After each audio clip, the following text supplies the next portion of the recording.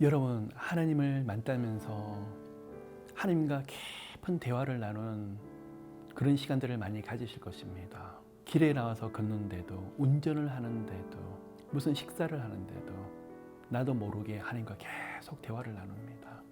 하나님 사랑해요. 아버지만 계시면 돼요. 예수님 저를 떠나지 마세요. 오늘도 은혜를 주세요. 나도 모르게 계속적으로 하나님과 대화를 나눕니다.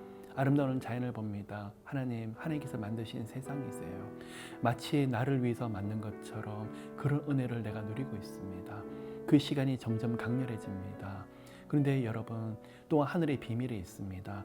이런 하나님과 깊은 영적인 독백을 나누는 사람은 하나님의 특별한 지혜가 있습니다. 특별한 영감들이 점점 개발되게 될 것입니다.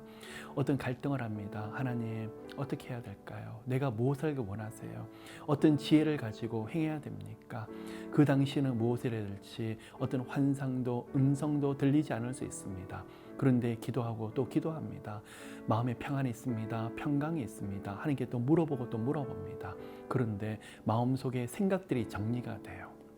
처음에는 어떻게 해야 될지 모르겠는데 계속적으로 기도하고 물어보는데 내가 가지고 있었던 계획들이 정리가 되고 내가 가지고 있었던 생각들이 다른 생각으로 바뀌어버리고 하나님의 뜻하지 않는 마음들을 제 마음속에 넣어줄 때가 참 많이 있더라는 것입니다. 계속적으로 하나님께 독백으로 올려드리십시오. 마음속에서 속삭이는 음성이 있을 것입니다.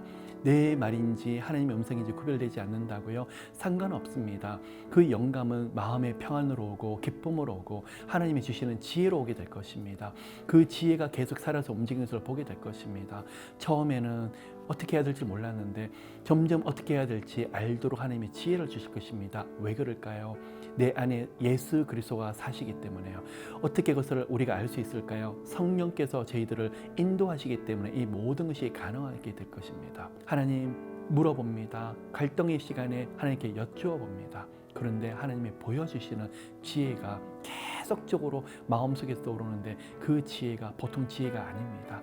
인생에서 키가 되는 지혜일 것입니다. 인생에서 큰 문을 여는 지혜일 것입니다. 새해에 하나님이 주시는 방법이 계속 살아서 움직이는데 하나님의 음성이 하나님께서 주시는 지혜를 통해서 크게 역사하는 그런 인생들 되시기를 예수 그리스도 이름으로 축복합니다.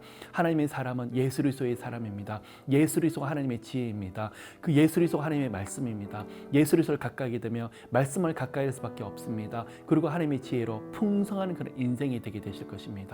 그 은혜가 크게 흘러넘치시기를 나사렛 예수 그리스도 이름으로 축복합니다. 아멘.